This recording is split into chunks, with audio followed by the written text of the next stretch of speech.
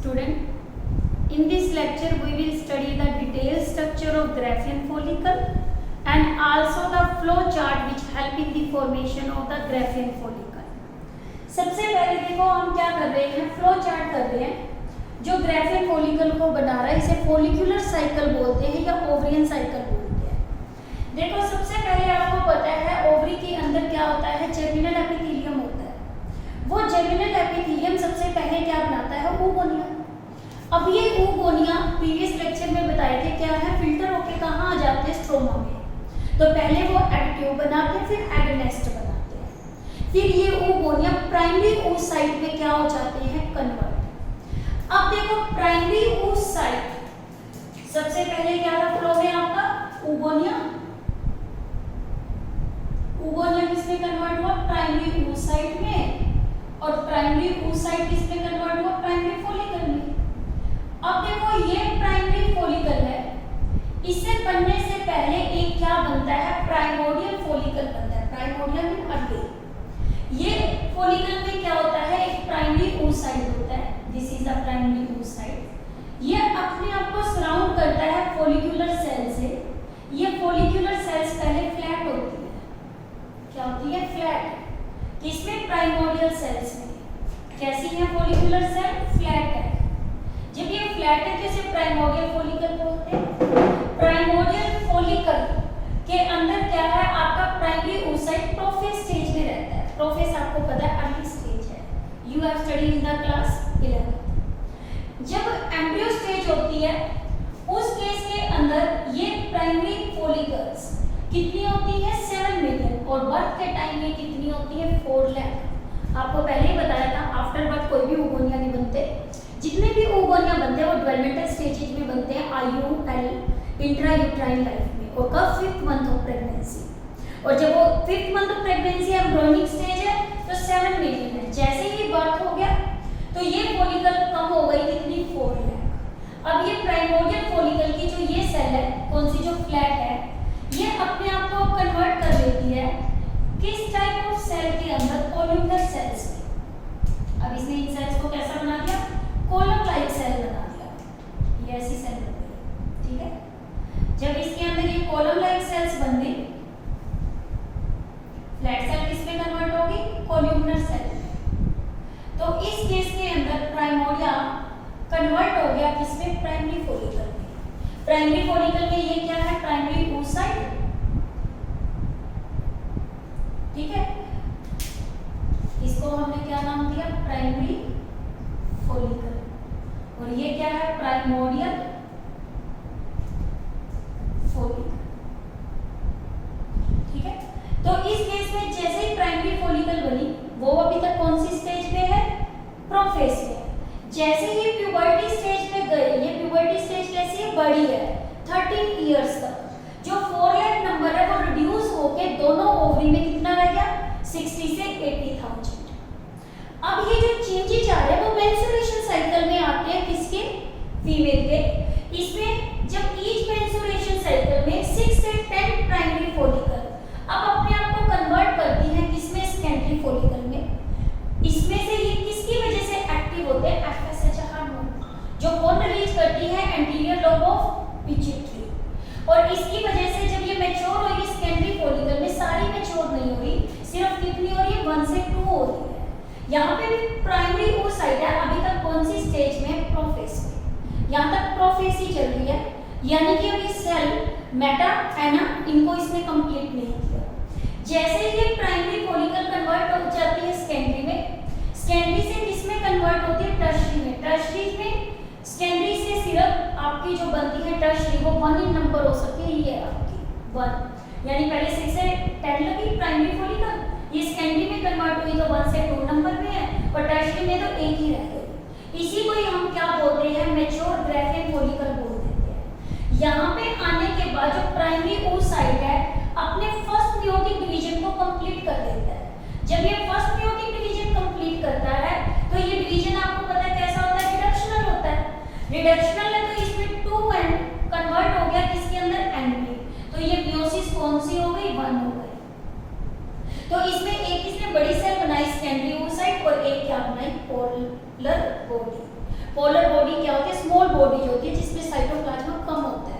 Secondary oocyte इसमें क्या होता है, थोड़ा साइज में बड़ा होता है, उसमें मोर न्यूट्रिएंट होता है ताकि ये क्या है नरिशमेंट प्रोवाइड करे किसको, डेवलपिंग ओवा को। अब देखो ये ग्राफियन फॉलिकल है, ग्राफियन फॉलिकल जब इसने क्या हुआ, ये टर्शियरी फॉलिकल है, इसने जब ओवा को रिलीज कर दिया तो इस प्रोसेस को क्या बोला, ओव्यूलेशन। और ओव्यूलेशन के लिए आपको बताया था जो हार्मोन रोल प्ले करता है वो कौन सा करता है, एलएच। और यहाँ पे सेल अब जिस फेज में आ गई वो मेटाफेज है। मेटाफेज का मतलब सेकेंडरी oocyte कौन से फेज में चला गया, मियोसिस सेकंड में। यहाँ पे कौन सी है, मियोसिस सेकंड है। और मियोसिस सेकंड है तो यहाँ पे ग्रोथ रुकी कौन से फेज पे, मेटाफेज सेकंड पे। अब ये सेकेंडरी oocyte कहाँ रिलीज हुआ था, फ्लोपियन ट्यूब में। अब फ्लोपियन ट्यूब में फर्टिलाइजेशन होती है एम्प्यूला पार्ट में। अब देखो ये सेकेंडरी oocyte वेट करता है इधर, किसकी वेट करता है, स्पर्म की। जब तक एक स्पर्म इसको आके टच नहीं करता तो ये सेकेंडरी oocyte ओवा में कन्वर्ट नहीं होता। तो इस केस में सेकेंडरी oocyte जब फर्टिलाइजेशन एम्प्यूला में हो गई यानी स्पर्म ने आके ओवा को टच कर दिया तो यहाँ पे क्या हुआ, ओवा की फॉर्मेशन हो गई। इस ओवा ने अब क्या किया, स्पर्म के साथ फ्यूज कर लिया और जाइगोट बना लिया after the completion of fertilization. मान लो सेकेंडरी यदि इसके अंदर फर्टिलाइजेशन नहीं हुई तो ये सेकेंडरी oocyte क्या हो जाता है, डीजेनेरेट, यानी कि यहाँ ऑप्शन है। यानी कि जब ग्राफियन फॉलिकल ने ओवा रिलीज किया, ओवा रिलीज किस पे हुआ, सेकेंडरी oocyte पे, कहाँ आ गया, फ्लोपियन ट्यूब पे। स्पर्म ने आके टच कर दिया तो वो फ्यूज हो गए तो फर्टिलाइजेशन हो गई और जाइगोट बन गया। यदि वो फर्टिलाइज नहीं हुए तो सेकेंडरी oocyte क्या होगी, डीजेनेरेट। इस केस में ये ग्राफियन फॉलिकल जिसने ओवा को रिलीज किया था वो रप्चर हो गई। अब रप्चर होने के बाद ये अपने आप को किसमें कन्वर्ट करती है, initial stage of corpus luteum, Cl4 corpus luteum. इसकी फर्स्ट स्टेज को हम क्या बोलते हैं, कॉर्पस हिमोरैगिकम। ये नीट में इंपॉर्टेंट क्वेश्चन है। जो फर्स्ट स्टेज बनती है इसे हम क्या बोलते हैं, कॉर्पस हिमोरैगिकम। अब ये कॉर्पस ल्यूटियम जो बन रही है वो कब बन रही है, मेंस्ट्रुएशन के लास्ट वाले फेज में। अब मान लो ये ओवा फर्टिलाइज हो चुका है और जाइगोट बन चुका है तो ये कॉर्पस ल्यूटियम बनी रहेगी। कब तक बनी रहेगी, पार्ट्यूलेशन तक, जब तक बेबी बाहर एक्सपेल नहीं होता। और इसको मेंटेन करने के लिए एक हार्मोन काम करता है जिसका नाम है HCG। इसे बोलते हैं HCG हार्मोन को human chronic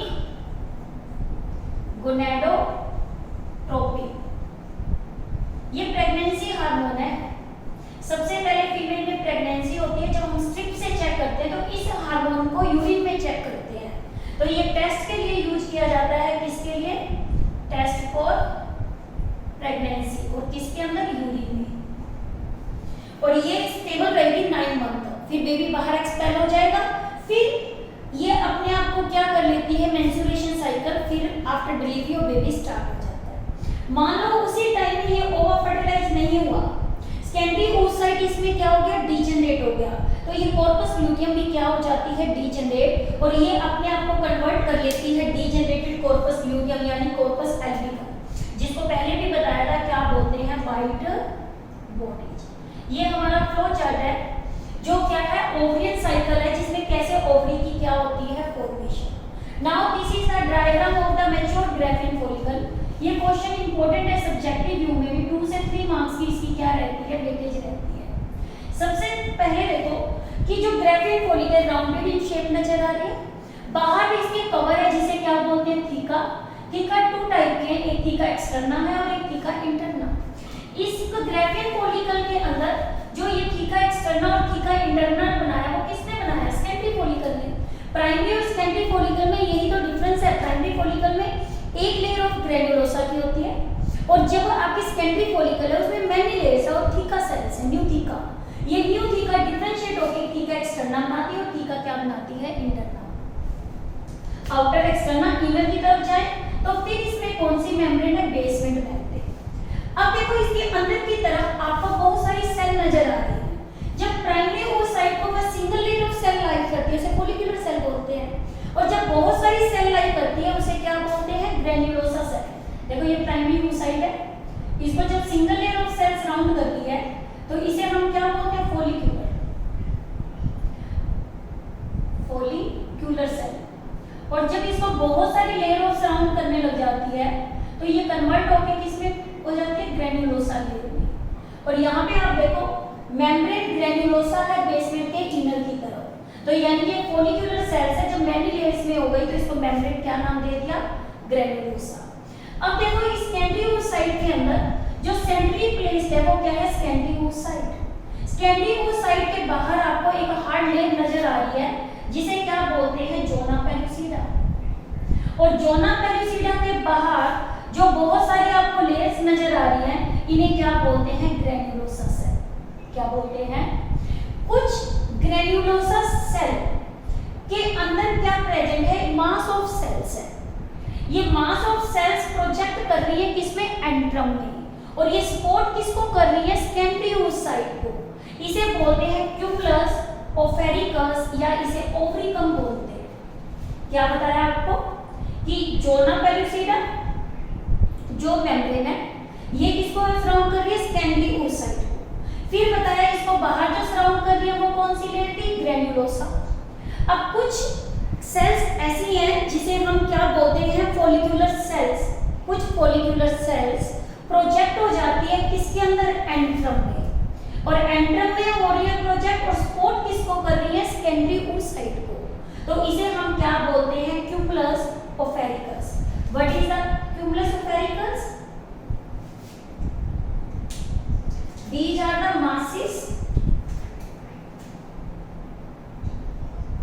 mass of follicular cells। क्या बताया आपको, जो क्यूमुलस ओफेरिकल्स होती है वो क्या है, एक मास ऑफ क्या है, फॉलिक्यूलर सेल्स है जो सराउंड करता है, that surround ovarian follicle and projects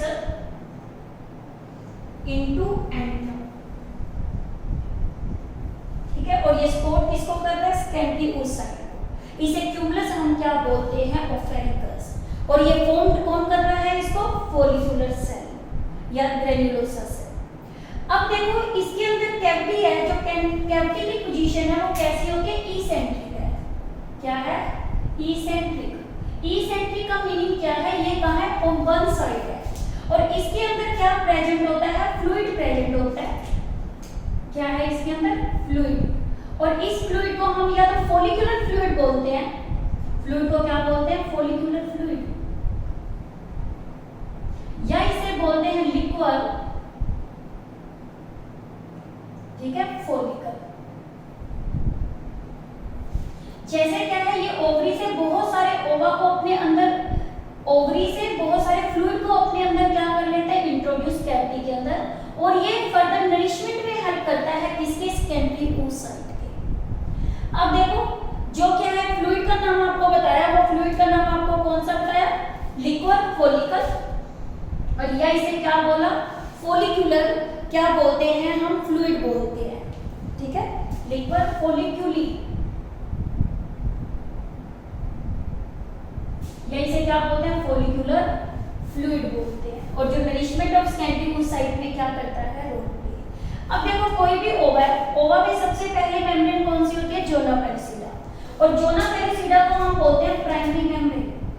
क्या बोलते हैं, प्राइमरी मेम्ब्रेन। प्राइमरी मेम्ब्रेन क्या होती है, जो oocyte खुद बनाता है, जो oocyte खुद मेम्ब्रेन बनाता है, तो उसे क्या बोलते हैं हम, क्या बोलते हैं, जोना पेलुसिडा।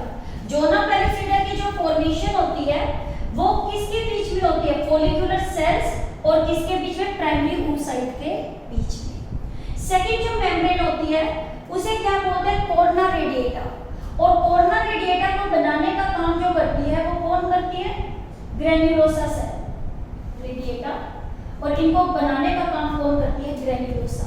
जब ये ग्रेन्युलोसा सेल्स इलेंगुएट हो जाती हैं, इलेंगुएट होने के बाद ये फॉर्मेशन करती है किसकी, कोर्ना रेडिएटा की। ठीक है, अब देखो ये जो कोर्ना रेडिएटा है इसकी कैसी मेम्ब्रेन होती है, सेकेंडरी मेम्ब्रेन है। ये तो आपको प्राइमरी बताई, और एक मेम्ब्रेन कौन सी होती है, सेकेंडरी मेम्ब्रेन। प्राइमरी मेम्ब्रेन को जो बनाता है वो कौन बनाता है, oocyte खुद बनाता है। कौन बनाता है इसे, oocyte। और सेकेंडरी मेम्ब्रेन को जो बनाता है वो कौन बनाता है, इस तरह से इसमें बन गई। एक इसमें विटेलाइन मेम्ब्रेन भी प्रेजेंट होती है। विटेलाइन जो प्रेजेंट होती है वो मेम्ब्रेन आपकी क्या है, जोना पेलुसिडा के क्या होती है, आपके नीचे होती है। उसे हम क्या बोलते हैं, विटेलाइन मेम्ब्रेन। वो भी प्राइमरी इन क्या होती है, नेचर होती है। ये डायग्राम हमारा किसका है, मैच्योर ग्राफियन फॉलिकल का। In the first I am recalling again two membrane, outer theca externa और theca interna, then basement membrane. Basement membrane surrounded by the many layer of cells of all the granulosa. This granulosa layer help in the formation of the corona radiata of ova. Corona radiata is a secondary membrane because it is made by the ovary. फिर क्या है कि the secondary oocyte it is present to one side and antrum is present to other side. तो जो इसकी position है कैसी है, इसेंट्रिक है। इसमें क्या प्रेजेंट होता है, फ्लूइड, जिसे फोलिकुलर फ्लूइड बोलते हैं, या इसे लिक्विड क्या बोलते हैं, फोलिकल, जो सेकेंडरी oocyte को क्या देता है, नरिशमेंट देता है। फिर मैंने बताया कि प्राइमरी oocyte और किसके बीच में, ग्रेनुलोसा लेयर के बीच में एक सेल मेम्ब्रेन बन जाती है जिसे जोना पेलुसिडा बोलते हैं, जो हार्ड लेयर है। इसे हम क्या बोलते हैं, प्राइमरी मेम्ब्रेन बोलते हैं, और इसको बनाती कौन है, oocyte बनाती है। कुछ मैंने बताया सॉलिड मास ऑफ सेल्स हैं, solid mass of follicular cell जो सराउंड करती है ओवियर फॉलिकल को और जो प्रोजेक्ट करता है एंट्रम में, इसे क्या बोलते हैं, क्यूमुलस ओपेरिकस, जो सेकेंडरी oocyte को क्या करता है, सपोर्ट करता है। अब देखो फिर मैंने बताया एक मेम्ब्रेन और भी होती है इसके अंदर, जिसे हम क्या बोलते हैं, विटेलाइन मेम्ब्रेन। और ये विटेलाइन मेम्ब्रेन जो होती है वो कहाँ होती है, जोना पेलुसिडा के अंदर की तरफ होती है। अब देखो इसके अंदर न्यूक्लियस प्रेजेंट है सेकेंडरी oocyte के अंदर। न्यूक्लियस को हम क्या बोलते हैं, जर्मिनल वेसिकल। क्या बोलते हैं इसको हम, germinal vesicle. This is regarding about the structure of the Graafian follicle. In the next lecture, we will discuss the structure of an ova and the process of the oogenesis.